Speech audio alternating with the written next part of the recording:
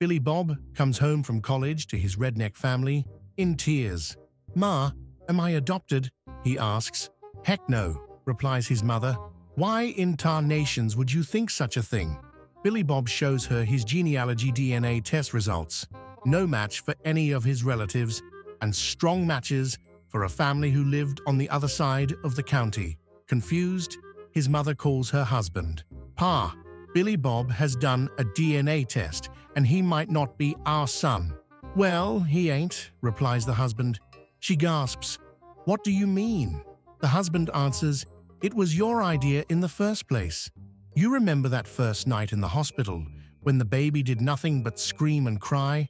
Then you asked me to change him? Well, I picked a good one, I reckon." Betty was a little old lady who was always cheerful and quite happy with her life. But lately, she had started having a bit of a problem. One day, she goes to the doctor and says, "I have this problem with gas, but it really doesn't bother me too much. My farts never smell and are always silent." The doctor replies, "Is that so?" Betty continues, "Yes. As a matter of fact, I've farted at least 20 times since I've been here in your office. You didn't know I was farting because they don't smell and are silent." The doctor says, "I see. Take these pills and come back to see me next week." Betty goes home and takes her pills as prescribed, and suddenly she starts seeing some big changes in her everyday life. The next week, Betty goes back to the doctor. "Doctor," she says, "I don't know what the hell you gave me, but now my farts, although still silent, stink terribly." The doctor nods and says, "Good.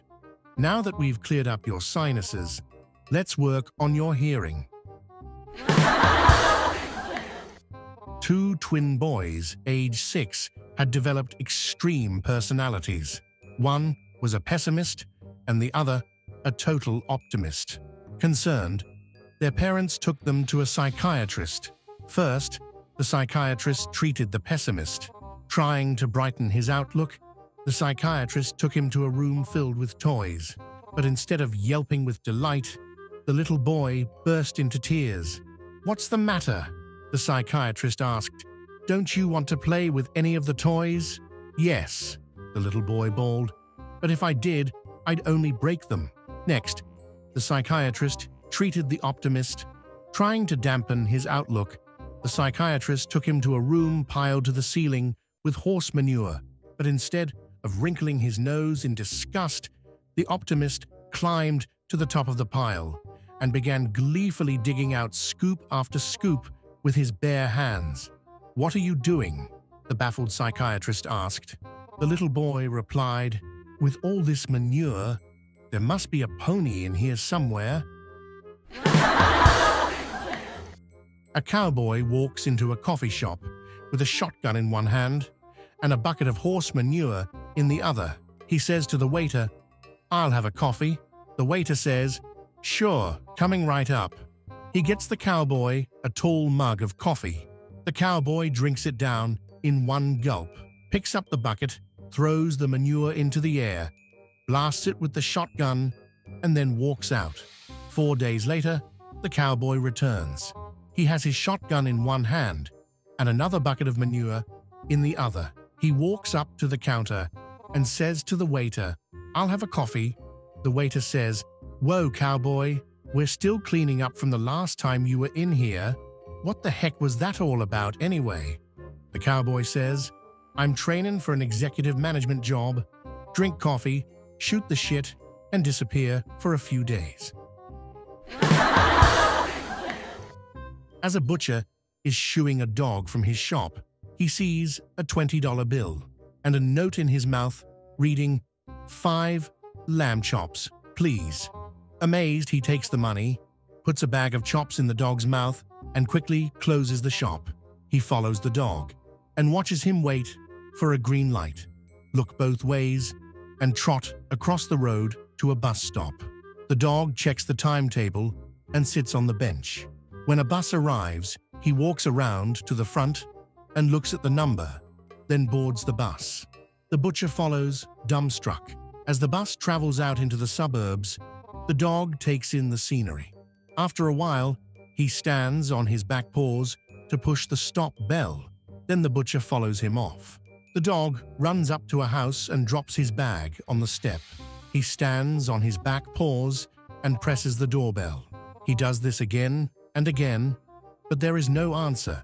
So he jumps on a wall, walks around the garden, beats his paw against a window, jumps off, and waits at the front door. A guy opens it and starts cursing and shouting at the dog. The butcher runs up and screams, "What are you doing? This dog is a genius." The guy at the door replies, "Genius, my butt. It's the second time this week he's forgotten his keys." A Polish man marries an American girl, and though his English isn't very good, they get along very well. One day, he rushes into a lawyer's office and asks him to arrange a divorce for him. The lawyer says that getting a divorce would depend on the circumstances and asks him the following questions. "Have you any grounds?" "Yes, an acre and a half and nice little home." "No, I mean, what is the foundation of this case?" "It made of concrete." "I don't think you understand. Does either of you have a real grudge?" "No, we have carport and not need one." "I mean, what are your relations like?" "All my relations still in Poland." "Is there any infidelity in your marriage?" "We have high-fidelity stereo and good DVD player." "Does your wife beat you up?" "No, I always up before her." "Why do you want this divorce?" "She going to kill me." "What makes you think that?" "I got proof." "What kind of proof?" "She going to poison me." "She buy a bottle at drugstore and put on shelf in bathroom." "I can read English pretty good, and it say, polish remover." A guy goes into a bar with his dog and asks for a drink. Instantly, the bartender says, "You can't bring that dog in here." The guy replies, "This is my seeing eye dog." "Oh, I'm sorry, sir," says the bartender, feeling bad. "Here, the first one is on me." The man takes his drink, then goes to a table near the door. Another guy walks into the bar with a dog.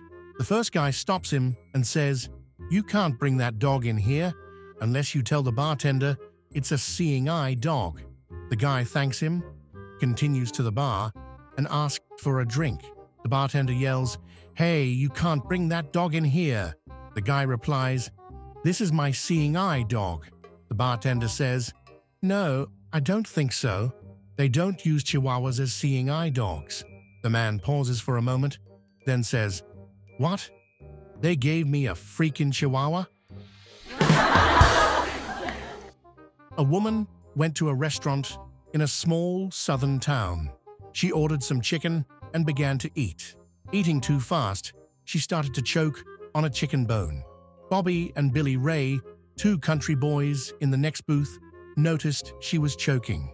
They knew that there was not enough time to call the paramedics, so they got up and went over to help her. Bobby dropped his coveralls and bent over.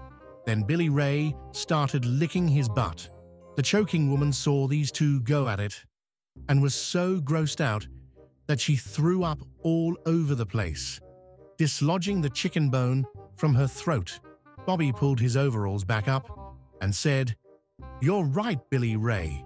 That Heimlich maneuver works every time."